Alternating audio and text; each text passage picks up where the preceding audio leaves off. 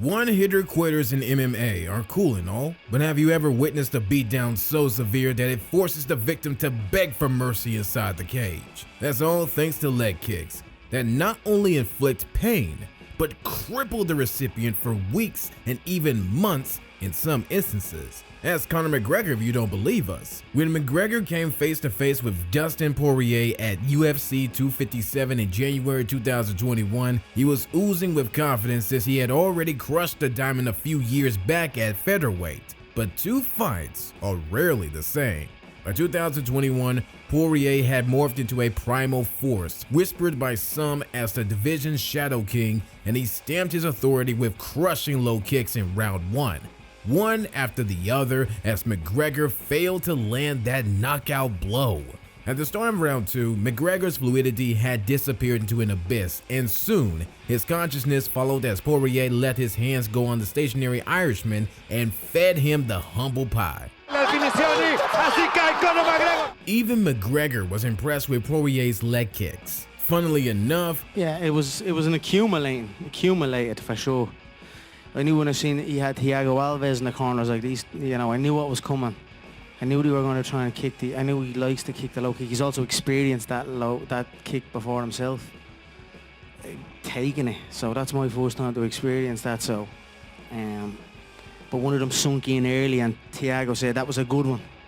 And I was in my head thinking, yeah, bastard, it was a good one. Poirier had faced the painful reality of those damaging low kicks a couple of years prior to facing the notorious one against Justin Gaethje, where though he won, he was brutalized with the Highlights' razor-sharp leg attacks. Who's the best guy you fought that had kicks like that you said, oh man, this is a Gaethje probably. He partially tore my quad. Gaethje. Wow, he throws him hard. Yeah, he throws everything hard for his body. Like he'll put him like so into the fight, him not caring about position and throwing kicks as hard as he can just to land them, not worried about like the repercussion. Kind of like his approach to punches. Yeah. Poirier was crippled for days, but his trials paled in comparison to the hellish punishment Gaethje unleashed on Brian Foster back in his World Series of Fighting days.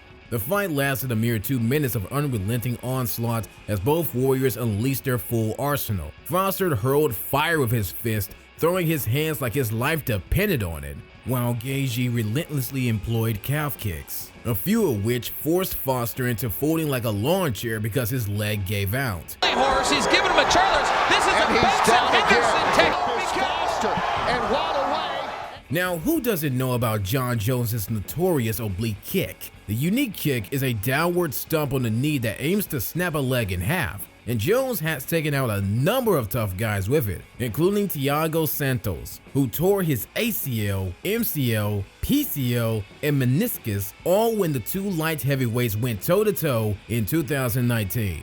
Santos was doing pretty well up until he tore his MCL in round 2. And Jones, being the sinister mister that he is, relentlessly attacked the Brazilian's damaged leg with low and oblique kicks, so much so that the sledgehammer struggled to put weight on his legs when the fight ended.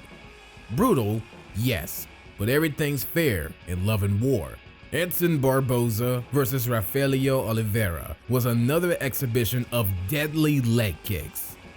The Brazilian kickboxer is hands down one of the top 3 kickers in MMA and was particularly dangerous in his younger years when he used to KO dudes with wheel kicks and whatnot. At UFC 162, Barboza took kicking to another level by thumping Oliveira with thunderous low kicks with the ferocity of a raging tempest. Kick by kick, Oliveira was chopped down like timber, and since there's only so much that a human being can take, Oliveira was as good as done at the end of round 1. But he continued to round 2, only to get his legs eaten up by his fellow Brazilian. He can't do it much longer. That's it. Now, speaking of Brazilians, Anderson Silva has quite a love-hate relationship with leg kicks. For years, he used that move to cripple his opponents and win fights, but in late 2013, he had his shin snapped in half while landing one on Chris Weidman. Years later, Jared Cannonier gave the Brazilian legend a taste of his medicine with crushing low kicks. In their middleweight fight at UFC 237 in 2019, Cannonier savagely butchered Silva's legs with relentless outside leg kicks for an excruciating 4 minutes, before unleashing an inside leg kick mere seconds before the end of the first round and sending Silva crashing to the canvas in agony.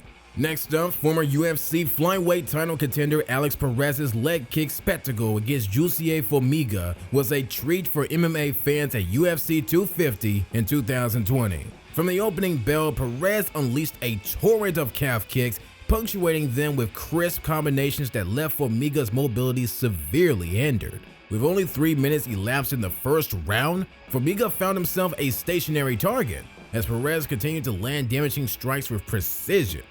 Then came the final roll of the dice in the shape of another low kick that ended the fight. Next on our list is the GOAT, Amanda Nunes, who's better known for possessing the most devastating pair of hands in women's MMA. But like most of her American top teammates, she's also pretty darn good at chopping her opponent's legs down like a tree.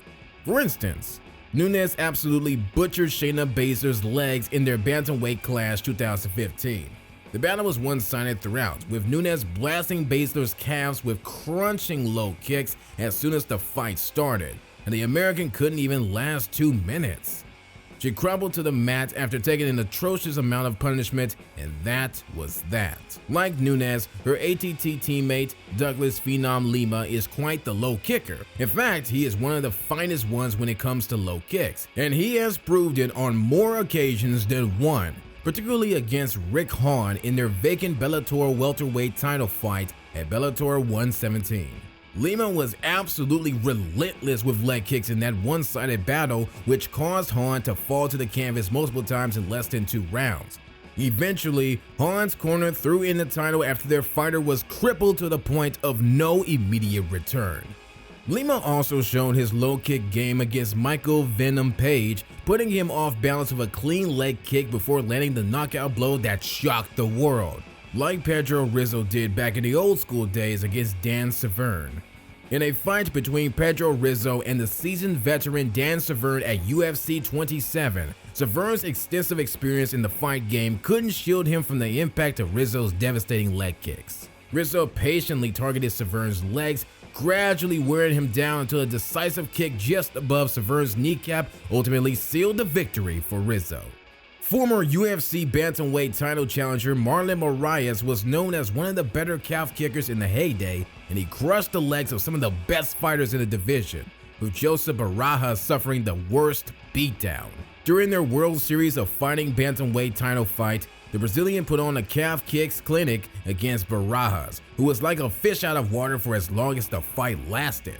Moraes absolutely brutalized his calves with crunching kicks for 2 minutes straight, and both the challenger's right and left leg as he consistently switched stances.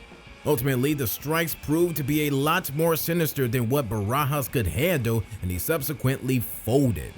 In 2020, Chris Gutierrez put a bad beating on Vince Morales in their featherweight fight, where much of Gutierrez's offense revolved around attacking his opponent's lead leg.